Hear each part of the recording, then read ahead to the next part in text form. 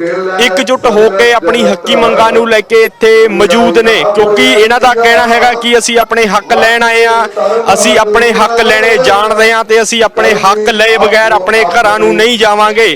चाहे बजुर्ग ने, चाहे नौजवान ने, चाहे औरतां ने, सारिਆਂ ਦੇ ਵਿੱਚ उत्साह हैगा, क्योंकि किते ना किते किसानां नूं इह डर है कि जेकर इह कानून जारी हुंदे ने तां इन्हां दी जिहड़ी खेती है ਉਹ तबाह हो जूगी, इन्हां ਦੀਆਂ ਜਿਹੜੀਆਂ ਜ਼ਮੀਨਾਂ ने ਉਹਨਾਂ ਦੇ हथों चलियां जाणगियां, जिस दे विरोध वजों लगातार जिहड़े किसान ने, किसान वीर ने प्रदर्शन कर रहे ने, संघर्ष कर रहे ने ते हुण इह किसान दिल्ली दे वख-वख बॉर्डरां ते तैनात ने।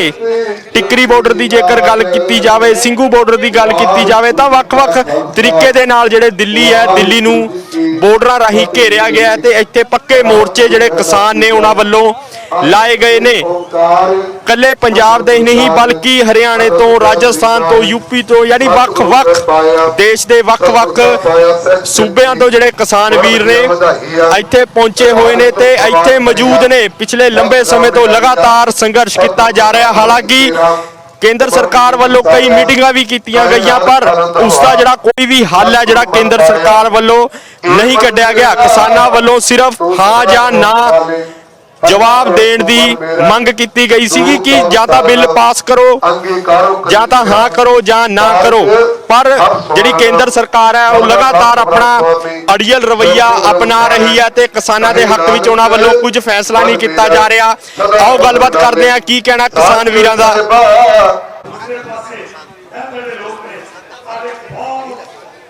किसान कहते हैं कि जदों तक केंद्र सरकार नहीं झुकती असीं इसे तरह डटे रवांगे, दिल्ली के बॉर्डरां ते पक्के मोर्चे ला के बैठे रवांगे। असीं अपने हक लैणे जाणदे हां ते असीं अपने हक लए बगैर इत्थों नहीं जावांगे।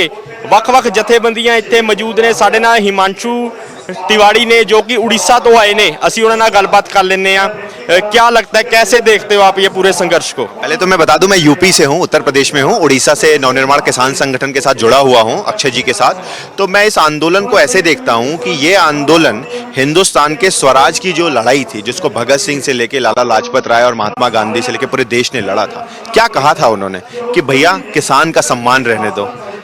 आप देखिए, आप जो आपके टीवी चैनल का नाम है अजीत अखबार, ये नाम किस पे पड़ा? ये नाम मुझे जहाँ तक लग रहा है भगत सिंह के चाचा जी का नाम था, अजीत जी, और उन्होंने पगड़ी संभाल जट्टा आंदोलन किया था। क्या कहा था? 9 महीने तक चला आंदोलन था कि किसान के स्वाभिमान से मत लड़ो, किसान के उसके हक से मत लड़ो, उसकी जमीन मत छीनो। आज जो 1920 और 1919 में हो रहा था वही 2020 में भी हो रहा है। सत्ताएं तो बदल गई, व्यवस्था नहीं बदली। यानी किसान आंदोलन करने आ रहा तो उन्हें खालिस्तानी बता रहे हो, उन्हें पाकिस्तानी बता रहे हो, उन्हें चीनी एजेंट बता रहे हो, उन्हें माओवादी बता रहे हो। भैया इस खून का ना एक एक कतरा निकालोगे तो दादा परदादा आजादी की लड़ाई में लड़े मिलेंगे। आप कह रहे हो कि 62 के युद्ध में कौन खड़ा था? किसान खड़ा था, उसका बेटा खड़ा था। पूरे देश को खड़ा करने वाला किसान और नौजवान है, और उस पर सवाल उठाना आपकी मंशा दिखाती है। मुझे लगता है कि सरकार को सबसे पहले अपनी मंशा ठीक करनी चाहिए कि ये किसान है। दूसरा मानना चाहिए हमारे देश के लोग हैं, उनका हक है अपनी बात रखने का लोकतंत्र में। तीसरी बात, अगर कोई बात सही है और जिसकी बारे में आप कोई कानून ला रहे हो, अगर वो उससे सहमत नहीं है तो उसको वापस लेना चाहिए। यही लोकतंत्र है और ये हमारी हजारों सालों की परंपरा है, और उस परंपरा से खिलवाड़ हम नहीं करने देंगे। क्योंकि गुरु नानक देव जी से लेके गुरु गोविंद देव जी से लेके हिंदू समाज में, तमाम देश में, सभी लोगों में, हर क्षेत्र, हर भाषा और हर राज्य में हमें अपनी खेत को व्यापार नहीं कहा गया है। वो हमारी माँ है, धरती माँ है, उसको छीनने की कोशिश की जाएगी तो हम लड़ेंगे, अहिंसक पूर्ण लड़ेंगे, सत्याग्रह करेंगे। इसीलिए हम उपवास में भी बैठे हैं कि देश में मैसेज जाए कि शास्त्री जी ने जिस स्वाभिमान को खड़ा किया था, अमेरिका के सामने घुटने नहीं टेके थे, ये अडानी और अंबानी और WTO और अंतर्राष्ट्रीय कंपनियों के सामने घुटने टेक रहे हो मोदी जी। मैं मोदी जी के क्षेत्र से आता हूं, शास्त्री जी के क्षेत्र से आता हूं। एक शास्त्री जी थे, एक मोदी जी थे, हैं। मुझे लग रहा है दोनों में कितना अंतर है। शास्त्री जी का रास्ता देश का रास्ता है, इनका रास्ता अडानी अंबानी का रास्ता है। यही अपील करना चाहते हैं। मोदी सरकार अब भी यही कह रही है कि जो किसान है उसके लिए फायदेमंद है, जो ये बिल पास हुए हैं उनका फायदा होगा। किसान तो कह रहे हैं ये नुकसान करेंगे कि ये तो। जी मुझे ये बात बताइए, जैसे आप पत्रकार हैं, अगर सरकार कोई कानून लाए पत्रकारों के लिए, सरकार कोई कानून लाए पत्रकारों के लिए और वो पत्रकारों को ही समझ में ना आए, सरकार डॉक्टरों के लिए कानून लाए, डॉक्टरों को ही समझ में ना आए, तो भैया सरकार अगर किसान के लिए कानून ला रही है तो किसान से तो समझ लो, किसान कह रहा हमें आपकी बात नहीं समझ में आ रही, अपने मन की नहीं हमारे खेत खलियान की बात करो। और कानून में है क्या? कानून में यही है कि बड़ी कॉरपोरेट्स कंपनियां हिंदुस्तान में धीरे धीरे किसान को अपने चंगुल में फंसा लेंगी और एक समय बाद ऐसा माहौल बनाएंगी और ऐसी व्यवस्था का निर्माण करेंगी कि किसान उनके चंगुल से दाएं से बाएं नहीं हो पाएगा और आत्महत्या जितनी हो रही है वो दुगना तिगुना चौगुना बढ़ता जाएगा। और गुलामी की जंजीर में, जैसे ईस्ट इंडिया की कंपनी की जंजीर से छूटने में 200 साल लगे और गांव गांव से लोगों को शहादतें देनी पड़ी, वो दोबारा नहीं चाहते। हम नहीं चाहते नई ईस्ट इंडिया कंपनी बने। व्यापार करना चाहते हो तो व्यापार करो, गुलाम नहीं बना सकते किसान को। ਧੰਨਵਾਦ ਜੀ। ਸੋ ਸਾਡੇ ਨਾਲ ਕੁਝ ਹੋਰ ਕਿਸਾਨ ਆਗੂ ਨੇ, ਅਕਸ਼ੇ ਜੀ ਸਾਡੇ ਨਾਲ ਨੇ ਜੋ ਉੜੀਸਾ ਤੋਂ ਆਏ ਨੇ, ਅਸੀਂ ਗੱਲਬਾत करते हैं। अक्षय जी, कैसे देखते हो ये पूरे संघर्ष को, कैसे देखते हो आप? देखिए, अभी तक ये जो संघर्ष है ये अहिंसा का रास्ता पर, सत्याग्रह का रास्ता पर चला है। ये क्रमिक अनशन जो चल रहा है, आज 27वां दिन है और क्रमिक अनशन काल से शुरुआत हुई है। जिस मकसद को लेकर बाल गंगाधर तिलक से लेकर भगत सिंह से लेकर गांधी तक लड़ाई लड़े थे स्वराज के लिए, उस स्वराज अभी प्राप्त नहीं हुई है। इसलिए उसी स्वराज का रास्ता में अड़चन खड़ा कर रहा है ये कानून। उसी स्वराज प्राप्ति के लिए जो इस बात को लेकर इतना बलिदान दिए थे, देश में कई शहीदों ने बलिदान दिए थे, इंग्रज के विरुद्ध लड़ाई हुई थी, अभी उसी रास्ता पर इस कानून को लेकर आ रहे हैं जिसमें कॉर्पोरेट सेक्टर घुसेंगे और किसान को और इस देश को गुलाम बनाएंगे। इसलिए हम चाहते हैं उस कानून के जो आत्मा है वो कॉर्पोरेट सेक्टर है, उसको अगर हटाना है, इसका मतलब कानून को रद्द करने का सा सवाल है। और कॉर्पोरेट सेक्टर को नहीं हटाएंगे, इसका मतलब यह है कि कॉर्पोरेट सेक्टर अपनी किसान का जो स्वावलंबनशीलता है, स्वाभिमान है का व्यवस्था है, चाहे एपीएमसी और मंडी का और एमएसपी का जो सिस्टम है, उसको रिलीवेंट बना देंगे, अपराधिक बना देंगे। अपने आप में किसान उस मार्केट के ग्लोबलाइजेशन का जो जगतीकरण का जो मुद्दा को लेकर WTO साइन हुआ था, उसमें किसान उस मार्केट में खड़ा हो जाएगा जिसमें हाथ पर नहीं लगेगा। इसलिए हम चाहते हैं किसान को स्वावलंबी और स्वाभिमानी होकर जिंदा रहने के लिए और इस देश को दूसरा बार गुलाम का रास्ता पर न छोड़ने के लिए इस लड़ाई लड़ना बहुत अनिवार्य है।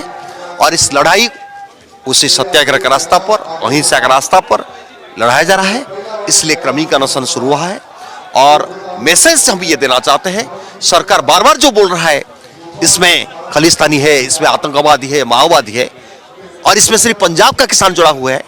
मैं जैसे उड़ीसा से हूँ, कोई यूपी से, कोई केरल से, हर पूरा देश का किसान जुड़ा हुआ है। और इस देश का किसान इस देश को बचाने के लिए और कॉर्पोरेट सेक्टर का चंगुल में किसान फंस न जाए, देश फंस न जाए, इसलिए इस लड़ाई को आगे लेकर चल रहे हैं। लगता है जल्दी हल निकलेगा कोई, क्योंकि केंद्र सरकार तो अभी भी अड़ी हुई है, कहती अड़ियल रवैया अपना रही है, कह रही है कि ये जो बिल है ये तो फायदेमंद है किसानों के लिए, और किसान कहते हैं ये नुकसान करेंगे। देखिए,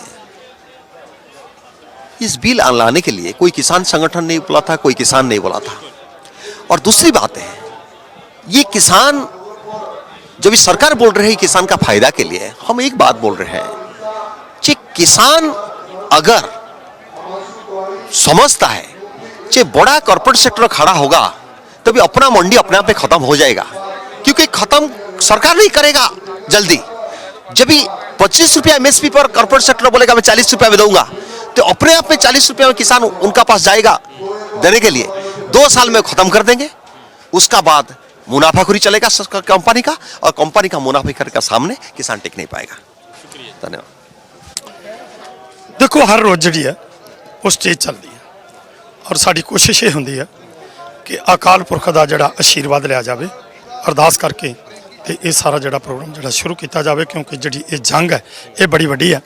और जंग के मैदान के जाने तो पहला, क्योंकि ये एक जंग जी शांतमई है, ਲੋਕਾਂ ਦੇ ਹਿੱਤਾਂ ਵਿੱਚ ਹੈ ਤੇ ਆਮ ਲੋਕ ਜੁੜੇ ਹੋਏ ਨੇ ਤੇ ਉਸ ਅਕਾਲ ਪੁਰਖ ਦੇ ਚਰਨਾਂ 'ਚ ਅਰਦਾਸ ਕੀਤੀ ਜਾਂਦੀ ਹੈ। ਇਸ ਕਰਕੇ ਇਹ ਸਾਰਾ ਕੀਤਾ ਜਾਂਦਾ। ਅਗਲਾ ਜਿਹੜਾ ਪ੍ਰੋਗਰਾਮ ਹੈ, ਜਿਸ ਤਰ੍ਹਾਂ ਕਿ ਸਾਡੀ ਹੁਣ ਮੀਟਿੰਗ ਉੱਧਰ ਚੱਲ ਰਹੀ ਹੈ, ਮੈਂ ਲੇਟ ਹਾਂ ਥੋੜਾ ਜਿਹਾ, ਫੋਨ ਆ ਰਹੇ ਨੇ, ਮੈਂ ਮੀਟਿੰਗ 'ਚ ਜਾ ਰਿਹਾ। ਉੱਥੇ ਮੀਟਿੰਗ ਦੇ ਵਿੱਚ ਅੱਜ ਜਿਹੜੇ ਵੀ ਏਜੰਡਿਆਂ ਦੇ ਉੱਤੇ ਗੱਲਬਾਤ ਹੋਏਗੀ, ਅਗਲਾ ਸੰਘਰਸ਼ ਕਿਸ ਤਰ੍ਹਾਂ ਚਲਾਉਣਾ, ਕੀ ਕਰਨਾ, ਸਰਕਾਰ ਵੱਲੋਂ ਜੇ ਕੋਈ ਗੱਲਬਾਤ ਆਉਂਦੀ ਹੈ ਤਾਂ ਉੱਥੇ ਕੀ ਕਰਨਾ, ਉਹ ਸਾਰੀ ਮੀਟਿੰਗ ਦੇ ਵਿੱਚ ਹੱਲ ਹੋਵੇਗਾ। ਇੱਥੇ ਨਹੀਂ ਮੈਂ ਦੱਸ ਸਕਦਾ। ਉਮੀਦ ਹੈਗੀ ਹੈ ਛੇਤੀ ਹੱਲ ਨਿਕਲੂਗਾ। ਹੁਣ ਕਾਫੀ ਲੰਬਾ ਸਮਾਂ ਹੋ ਗਿਆ ਸੰਘਰਸ਼। ਕਾਕਾ ਜੀ ਮੇਰੀ ਗੱਲ ਸੁਣ ਲਓ, ਸਾਨੂੰ ਇਹ ਪਤਾ ਸੀ, ਮੈਂ ਸਟੇਜ ਤੇ ਵੀ ਇਹ ਗੱਲ ਕਹਿ ਚੁੱਕਾ ਕਿ ਅਸੀਂ ਜਦੋਂ ਘਰਾਂ ਤੋਂ ਚੱਲੇ ਸਾਂ ਉਦੋਂ ਅਸੀਂ 4-4 ਮਹੀਨੇ ਤੇ 6-6 ਮਹੀਨੇ ਦਾ ਰਾਸ਼ਨ ਲੈ ਕੇ ਚੱਲੇ ਸਾਂ। ਉਹ ਰਾਸ਼ਨ ਤਾਂ ਅਜੇ ਖੁੱਲਿਆ ਹੀ ਨਹੀਂ ਤੇ ਸਾਡੇ ਦਾ ਰਾਸ਼ਨ ਹੀ ਇੰਨਾ ਵਾਧੂ ਆ ਕਿ ਜਿਹਦਾ ਅੰਤ ਨਹੀਂ ਕੋਈ।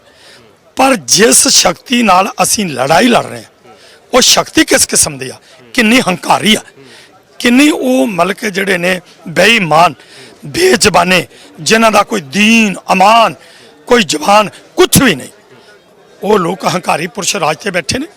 ਉਹਨਾਂ ਲੋਕਾਂ ਨਾਲ ਸਾਡੀ ਇਹ ਜਿਹੜੀ ਆ ਸਿਧਾਂਤਕ ਲੜਾਈ ਸ਼ਾਂਤਮਈ ਸ਼ੁਰੂ ਕੀਤੀ ਸੀ, ਸ਼ਾਂਤਮਈ ਚੱਲੀ, ਸ਼ਾਂਤਮਈ ਅੱਗੇ ਸੰਘਰਸ਼ ਚੱਲ ਰਿਹਾ। ਉਹਨਾਂ ਲੋਕਾਂ ਨਾਲ ਅਸੀਂ ਲੜਾਈ ਲੜ ਰਹੇ ਹਾਂ। ਸਮਾਂ ਦਾ ਕੀ ਪਤਾ, ਇਹ ਤਾਂ ਸਮਾਂ ਉਹਨਾਂ ਦੇ ਹੱਥ ਹੈ। ਉਹ ਅੱਜ ਸਾਡਾ ਫੈਸਲਾ ਕਰ ਦੇਣ, ਅਸੀਂ ਅੱਜ ਹੀ ਕਰਨ। ਪ੍ਰਧਾਨ ਜੀ, ਸਿੱਖ ਸੰਗਤਾਂ ਨੂੰ ਏਅਰਪੋਰਟਾਂ ਤੇ ਵੀ ਰੋਕਿਆ ਜਾ ਰਿਹਾ, ਜਿਹੜੀ ਕੇਂਦਰ ਸਰਕਾਰ ਹੈ ਇਹੋ ਜਿਹੀਆਂ ਮਾੜੀਆਂ ਨੀਤੀਆਂ ਅਪਣਾ ਰਹੀ ਹੈ, ਕੀ ਕਹਿਣਾ? ਦੇਖੋ, ਹੁਣੇ ਮੈਨੂੰ ਫੋਨ ਆਇਆ ਕਿ ਉੱਥੇ ਜਿਹੜੇ ਬਾਹਰੋਂ ਆਏ ਸਨ, ਇਸ ਕਿਸਾਨੀ ਸੰਘਰਸ਼ ਦੇ ਵਿੱਚ ਹਮਾਇਤ ਕਰਨ ਵਾਸਤੇ ਲੋਕ ਆਏ ਸਨ, ਉਹਨਾਂ ਨੂੰ ਉੱਥੇ ਸਾਡਿਆਂ ਨੂੰ ਰੋਕ ਰਿਹਾ। ਉਹ ਸਿੱਖ ਹੈ, ਹਿੰਦੂ ਹੈ, ਮੁਸਲਮਾਨ, ਕੋਈ ਵੀ ਹੈ, ਉਹਨਾਂ ਨੂੰ ਉੱਥੇ ਰੋਕਿਆ ਜਾ ਰਿਹਾ। ਔਰ ਉਸ ਤੋਂ ਮੈਂ ਹੁਣੇ ਫੋਨ ਕਰਤਾ ਆਪਣੇ ਬੇਟੇ ਨੂੰ, ਉੱਥੇ ਚਲਾ ਰਿਹਾ ਜਿਹੜਾ ਅਲਫਾ ਵਨ ਅੱਗੇ ਚਲਾ ਰਿਹਾ, ਉਹਨਾਂ ਨੂੰ ਕਹਿਤਾ ਵੀ ਉੱਥੇ ਪਹੁੰਚੋ, ਹੋਰ ਵੀ ਜਿਹੜੇ ਆਗੂ ਨੇ ਉਹਨਾਂ ਨੂੰ ਨਾਲ ਲੈ ਕੇ ਉੱਥੇ ਪਹੁੰਚੋ ਤੇ ਦੱਸੋ ਸਾਨੂੰ ਕੀ ਹੋ ਰਿਹਾ। ਤੇ ਇਹ ਅਸੀਂ ਸਾਰੇ ਪ੍ਰਸ਼ਾਸਨ ਕਰਕੇ, ਪਰ ਉਹ ਤੁਹਾਨੂੰ ਪਤਾ ਹੈ ਕਿ ਕਦੀ ਇਸ ਐਜੀਟੇਸ਼ਨ ਨੂੰ ਫੇਲ ਕਰਨ ਵਾਸਤੇ ਕਦੀ ਲੜਕੇ, ਕਦੇ ਲੜਕੀਆਂ, ਕਦੇ ਸ਼ਰਾਬ, ਕਦੇ RSS ਦੇ ਪ੍ਰਚਾਰਕ, ਕਦੇ ਇੱਥੇ ਆ ਕੇ ਨਾਅਰੇ ਲਾਉਂਦੇ ਨੇ। ਉਹ ਸਾਰਾ ਕੁਝ ਕਰ ਰਹੇ ਨੇ, ਸਟੰਟਬਾਜ਼ੀਆਂ ਕਰ ਰਹੇ ਨੇ, ਕਦੀ ਸਾਨੂੰ ਬਦਨਾਮ ਕਰ ਰਹੇ ਨੇ। ਇਹ ਜੀ ਹੈਗੇ ਨੇ ਕਾਂਗਰਸ ਦੇ ਭੇਜੇ ਹੋਏ ਨੇ, ਇਹ ਹੈਗੇ ਨੇ ਖਾਲਿਸਤਾਨੀ ਨੇ, ਇਹ ਹੈਗੇ ਨੇ ਪਾਕਿਸਤਾਨ ਤੇ ਚਾਈਨਾ ਚਲਾ ਰਿਹਾ, ਇਹ ਨਕਸਲਾਈਡ ਨੇ। ਉਹ ਤਰ੍ਹਾਂ ਤਰ੍ਹਾਂ ਦੇ ਸਾਡੇ ਤੇ ਇਲਜ਼ਾਮ ਲਾ ਰਹੇ ਨੇ ਤੇ ਉਹ ਸਾਰਾ ਕੁਝ ਸਰਕਾਰਾਂ ਕਰਦੀਆਂ। ਇਸ ਕਰਕੇ ਉਹਦਾ ਹਿੱਸਾ ਹੀ ਇੱਕ, ਤੇ ਅਸੀਂ ਆਪਣੇ ਢੰਗ ਨਾਲ ਲੜ ਰਹੇ ਹਾਂ। ਸਰਕਾਰ ਸਾਨੂੰ ਜਿਹੜੇ ਸਾਡੀ ਐਜੀਟੇਸ਼ਨ ਨੂੰ ਫੇਲ ਕਰਨ ਵਾਸਤੇ ਉਹ ਆਪਣੇ ਢੰਗ ਨਾਲ ਲੜਾਈ ਲੜ ਰਹੀ ਆ। ਇੱਕ ਪਾਸੇ ਜ਼ਾਲਮ ਹੈ, ਇੱਕ ਪਾਸੇ ਮਜ਼ਲੂਮ ਹੈ, ਇੱਕ ਪਾਸੇ ਝੂਠ ਹੈ, ਇੱਕ ਬੰਨੇ ਸੱਚ ਹੈ। ਹੁਣ ਜਿੱਤ ਜਿਹੜੀ ਆ ਉਹ ਹਮੇਸ਼ਾ ਅਸੀਂ ਭਰੋਸਾ ਰੱਖਣ ਵਾਲੇ ਉਸ ਅਕਾਲ ਪੁਰਖ ਤੇ, ਜਿੱਤ ਹਮੇਸ਼ਾ ਸੱਚ ਦੀ ਹੋਈ ਆ। ਜਿਹਦੀ ਮਿਸਾਲ ਹੈ ਕਿ ਜਦੋਂ ਗੁਰੂ ਗੋਬਿੰਦ ਸਿੰਘ ਮਹਾਰਾਜ ਆਨੰਦਪੁਰ ਦੇ ਕਿਲੇ ਦੇ ਵਿੱਚ ਉੱਥੇ 4 ਸਫੇਰਿਆਂ ਜ਼ਾਲਮ ਫੌਜਾਂ ਦੇ ਘੇਰੇ ਵਿੱਚ ਘਿਰੇ ਹੋਏ ਨੇ, ਉਹਨਾਂ ਨੇ ਵਿਸ਼ਵਾਸ ਦਿਵਾਉਣ ਤੇ ਉਹਨਾਂ ਨੇ ਕਿਲਾ ਛੱਡਤਾ। ਉਹ ਆਇਓ ਹੀ ਮਹੀਨਾ ਪੋਹ ਦਾ ਮਹੀਨਾ। ਔਰ ਉਸ ਤੋਂ ਬਾਅਦ ਜਦੋਂ ਉਹਨਾਂ ਦਾ ਉੱਥੋਂ ਛੱਡ ਕੇ ਚਲੇ ਗਏ, ਪਰਿਵਾਰ ਦਾ ਵਿਛੜ ਜਾਣਾ, ਵੱਡੇ ਸਾਹਿਬਜ਼ਾਦਿਆਂ ਦੀ ਜਿਹੜੀ ਸ਼ਹਾਦਤ ਹੈ ਉਹ ਜੰਗ ਦੇ ਮੈਦਾਨ 'ਚ ਹੋਣੀ, ਅਤੇ ਛੋਟੇ ਸਾਹਿਬਜ਼ਾਦਿਆਂ ਤੇ ਮਾਤਾ ਗੁਜਰ ਕੌਰ ਦੀ ਜਿਹੜੀ ਆ ਛੋਟੇ ਸਾਹਿਬਜ਼ਾਦਿਆਂ ਦੀ ਸ਼ਹਾਦਤ ਜ਼ਾਲਮ ਸੂਬੇ ਸਰਬੰਧ ਵੱਲੋਂ ਨੀਅਤ ਚਣਵਾ ਕੇ ਕੀਤੀ ਜਾਣੀ, ਮਾਤਾ ਗੁਜਰ ਕੌਰ ਦੀ ਸ਼ਹਾਦਤ। ਤੇ ਉਹ ਫਿਰ ਉਸ ਤੋਂ ਬਾਅਦ ਜਦੋਂ ਗੁਰੂ ਗੋਬਿੰਦ ਸਿੰਘ ਮਹਾਰਾਜ ਤੇ ਉਹ ਚਮਕੌਰ ਦੀ ਗੜੀ ਦੇ ਵਿੱਚੋਂ ਜਾਂਦੇ ਨੇ ਤੇ ਕਾਂਗੜੇ ਦੀ ਧਰਤੀ ਦੇ ਉੱਤੇ ਆ ਕੇ ਤੇ ਉੱਥੇ ਇੱਕ ਉਸ ਟਾਈਮ ਦੇ ਜ਼ਾਲਮ ਨੂੰ ਚਿੱਠੀ ਲਿਖਦੇ ਨੇ। ਉਹ ਚਿੱਠੀ ਜਿੱਤਨਾਮਾ, ਉਹਨੂੰ ਜਫਰਨਾਮਾ ਕਿਹਾ ਜਾਂਦਾ। ਤੇ ਉਹ ਜਦੋਂ ਔਰੰਗਾ ਪੜ੍ਹਦਾ ਤੇ ਉਸ ਟਾਈਮ ਤੇ ਉਹ ਸਦਾ ਦੀ ਇਸ ਨਹੀਂ ਸੌਂ ਜਾਂਦਾ, ਸੰਸਾਰ ਤੋਂ ਅਲਵਿਦਾ ਹੋ ਜਾਂਦਾ। ਅਸੀਂ ਇਹ ਗੱਲ ਕਹਾਂਗੇ ਕਿ ਅੱਜ ਜਿਸ ਤਰ੍ਹਾਂ ਮੋਦੀ ਹੈ, ਇਹਨੇ ਵੀ ਇੱਕ ਸਟੰਟਬਾਜ਼ੀ ਕੀਤੀ ਆ ਰਕਾਬਗੰਜ ਗੁਰਦੁਆਰੇ ਸਾਹਿਬ ਜਾ।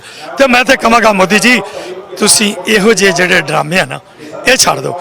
ਜੇ ਸੱਚੇ ਮਨੋਂ ਗਏ ਜੇ ਤੇ ਉਸ ਇਤਿਹਾਸ ਜਗ੍ਹਾ ਦਾ ਇਤਿਹਾਸ ਕੀ ਆ, ਉਸ ਇਤਿਹਾਸ ਦੇ ਨਾਲ ਚੱਲਦਿਆਂ ਉਹਦਾ ਮਾਣ ਸਤਿਕਾਰ ਕਰਦਿਆਂ ਹਾਂ।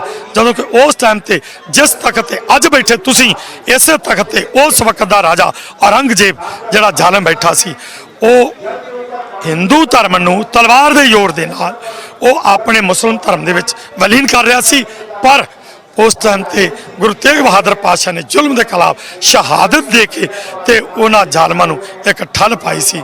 ਤੇ ਅੱਜ ਉਸ ਹੀ ਤਖਤ ਤੇ ਤੁਸੀਂ ਬੈਠੇ ਜੇ, ਤੁਹਾਡੀ ਵੀ ਸੋਚ ਉਸ ਅਰੰਗੇ ਜ਼ਾਲਮ ਤੋਂ ਘੱਟ ਨਹੀਂ। ਤੇ ਜੇ ਤੁਸੀਂ ਗੁਰਦੁਆਰਾ ਸਾਹਿਬ ਗਏ ਜੇ ਤੇ ਫਿਰ ਇੱਕ ਫਰਜ਼ ਬਣਦਾ ਤੁਹਾਡਾ ਕਿ ਇਹ ਇਤਿਹਾਸ ਕੀ ਆ। ਤੇ ਜੇ ਸੱਚੇ ਮਨੋਂ ਨਤਮਸਤਕ ਹੋਣ ਗਏ ਜੇ ਤੇ ਫਿਰ ਅੱਜ ਦੇ ਦਿਨ ਇਹ ਮਹੀਨਾ ਜਿਹੜਾ ਇਹ ਸਾਡੇ ਸਾਰਾ ਮਹੀਨਾ ਸ਼ਹੀਦਾਂ ਨੂੰ ਸਮਰਪਿਤ ਹੈ। ਉਹ ਸਾਡੇ ਇਤਿਹਾਸ ਨੂੰ ਯਾਦ ਤਾਜ਼ਾ ਕਰਦਾ ਸਾਡੀ।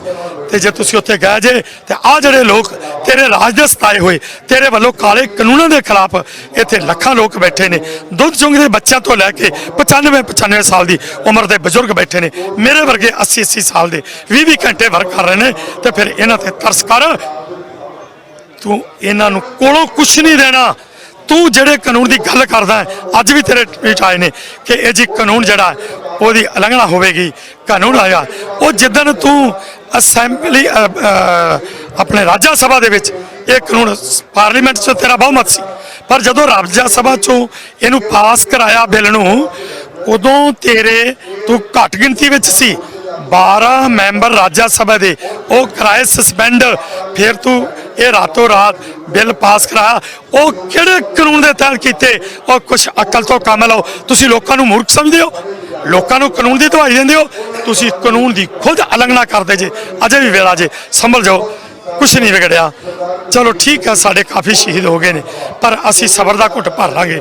ਉਹਨਾਂ ਸ਼ਹੀਦ ਪਰਿਵਾਰਾਂ ਨੂੰ ਅਸੀਂ ਉਹਨਾਂ ਦੇ 17 ਸਾਲ ਦੇ ਬੱਚੇ ਜਿਹੜੇ ਆ ਉਹ ਵਾਪਸ ਤਾਂ ਨਹੀਂ ਦੇ ਸਕਦੇ, ਪਰ ਅਸੀਂ ਸਾਰੇ ਇਕੱਠੇ ਹੋ ਕੇ ਉਹਨਾਂ ਦੇ ਘਰਾਂ 'ਚ ਜਾਵਾਂਗੇ ਜਿੱਥੇ ਮਾਤਮ ਛਾਏ ਹੋਏ ਨੇ। ਅੱਗੋਂ ਤੋਂ ਇਹ ਸ਼ਹਾਦਤਾਂ ਰੁਕ ਜਾਣ।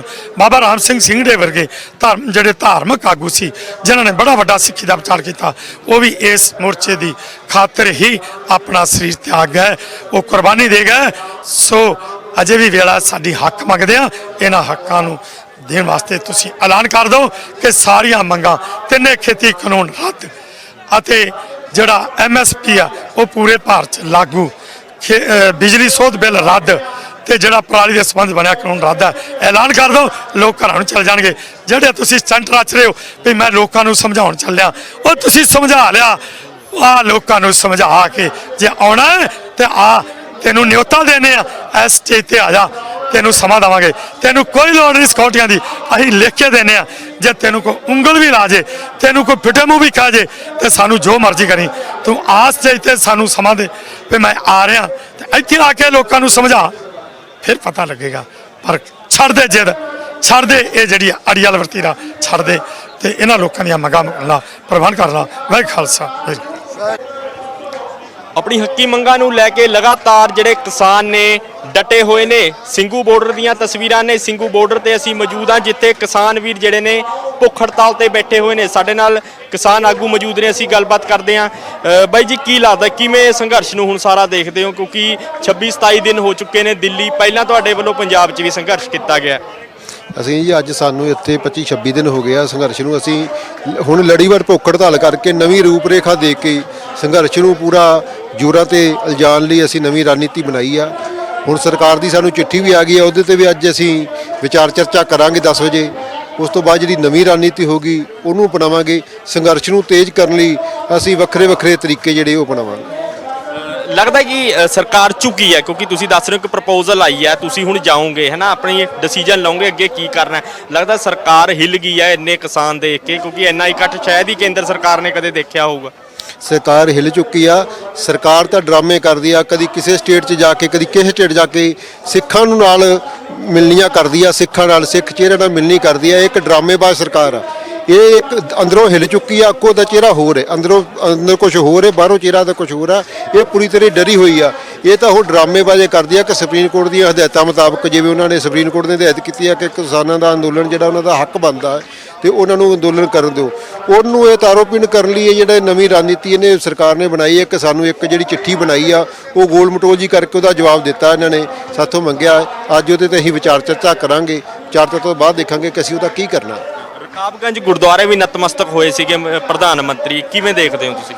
ਦੇਖੋ, ਇਹ ਤਾਂ ਚੰਗੀ ਗੱਲ ਹੈ ਕਿ ਉਹਨੂੰ ਹੁਣ ਸੋਚ ਸਮਝ ਕੇ 6 ਸਾਲ ਬਾਅਦ ਉਹਨੂੰ ਇੰਨੀ ਮੱਤ ਆ ਗਿਆ ਕਿ ਮੈਂ ਸਿੱਖ ਧਰਮਾਂ ਨਾਲ ਜੁੜੇ ਆਗੂਆਂ ਨਾਲ ਦੇ ਗੁਰੂ ਘਰ ਜਾਵਾਂ, ਨਮਸਤਕ ਹੋਵਾਂ। ਠੀਕ ਹੈ, ਇਹ ਕਿਸਾਨ ਉਹਦੀ ਨੀਤੀ ਹੈ ਕਿ ਪੰਜਾਬ ਦੇ ਵਾਸੀਆਂ ਨੇ ਆਣ ਕੇ ਇੱਥੇ ਬੈਠਾ ਹੈ। ਇਹ ਇਕੱਲੇ ਪੰਜਾਬ ਵਾਸੀ ਨਹੀਂ, ਇਹ ਪੂਰਾ ਹਿੰਦੁਸਤਾਨ ਹੈ। ਇਹ ਕਿਸਾਨ ਦਾ ਮੋਰਚਾ ਨਹੀਂ, ਇਹ ਲੋਕਾਂ ਦਾ ਮੋਰਚਾ ਬਣ ਗਿਆ ਹੁਣ। ਇਸ ਕਰਕੇ ਹੁਣ ਉਹ ਗੁਰੂ ਘਰ ਨਮਸਤਕ ਹੋਇਆ, ਚੰਗੀ ਗੱਲ ਆ। ਅਸੀਂ ਕਹਿੰਦੇ ਕਿ ਪ੍ਰਮਾਤਮਾ ਨੂੰ ਇਹੋ ਜਿਹੀ ਸਮੱਤ ਬਖਸ਼ੇ ਕਿ ਉਹ ਵੀ ਕਿਸਾਨਾਂ ਦੇ ਹਿੱਤ ਦੀ ਗੱਲ ਕਰੇ, ਇਸੇ ਉਹਨੂੰ ਚੰਗੀ ਮੰਨਦੇ। ਭੁੱਖ ਹੜਤਾਲ ਤੁਹਾਡੀ ਹੁਣ ਤਦ ਤੱਕ ਜਾਰੀ ਰਹੂਗੀ ਜਦ ਤੱਕ ਤੁਹਾਡੇ ਹੱਕ ਵਾਪਸ ਨਹੀਂ ਮਿਲਦੇ? ਅਸੀਂ ਜੀ ਲੜੀਵਾਰ ਭੁੱਖ ਹੜਤਾਲ ਚੱਲਾਂਗੇ, ਜਿਵੇਂ ਜਥੇਬੰਦੀਆਂ ਦਾ ਹੁਕਮ ਹੋਊਗਾ, ਮੀਟਿੰਗ 'ਚ ਫੈਸਲਾ ਹੋਊਗਾ, ਉਸੇ ਹਿਸਾਬ ਨਾਲ ਜਿਹੜੀ ਭੁੱਖ ਹੜਤਾਲ ਚੱਲੇਗੀ। ਅਸੀਂ 23 ਤਰੀਕ ਨੂੰ ਇੱਕ ਦਿਨ ਦਾ ਅੰਨ ਛੱਡਣ ਦਾ ਵੀ ਐਲਾਨ ਕੀਤਾ ਤੇ ਜਿਸ ਤਰੀਕੇ ਨਾਲ ਇਹਨੇ ਕਿਸਾਨ ਦਿਵਸ ਵੀ ਹੈ ਜੀ ਉਸ ਦਿਨ। ਹਾਂਜੀ, ਕਿਸਾਨ ਦਿਵਸ ਤੇ ਅਸੀਂ ਇੱਕ ਦਿਨ ਦੀ ਭੁੱਖ ਹੜਤਾਲ ਜਿਹੜੀ ਉਹ ਇੱਕ ਟਾਈਮ ਦਾ ਅਨਾਜ ਛੱਡਾਂਗੇ।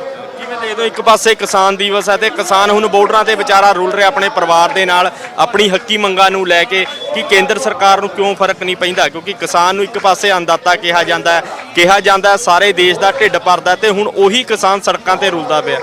ਦੇਖੋ, ਕਿਸਾਨ ਦੇਸ਼ ਦਾ ਅੰਨਦਾਤਾ ਹੈ। ਇਹ ਤਾਂ ਸਰਕਾਰ ਵਾਸਤੇ ਬੜੀ ਸ਼ਰਮਨਾਕ ਗੱਲ ਹੈ ਕਿ ਉਹਦਾ ਅੰਨਦਾਤਾ ਜਿਹਨੂੰ ਉਹਨਾਂ ਨੇ ਇੰਨੇ ਸਾਰੇ ਪੂਰੇ ਹਿੰਦੁਸਤਾਨ ਨੂੰ ਅਨਾਜ ਦਿੱਤਾ ਤੇ ਅੱਜ ਉਹ ਅੰਨਦਾਤਾ ਜਿਹੜਾ ਹੈ ਉਹ ਸੜਕਾਂ ਤੇ ਬੈਠਾ ਹੋਇਆ ਹੈ ਤੇ ਸਰਕਾਰ ਦੇ ਕੰਨ ਤੇ ਕੋਈ ਕਿਸੇ ਤਰ੍ਹਾਂ ਦੀ ਕੋਈ ਜੂੰ ਨਹੀਂ ਸਰਕਦੀ।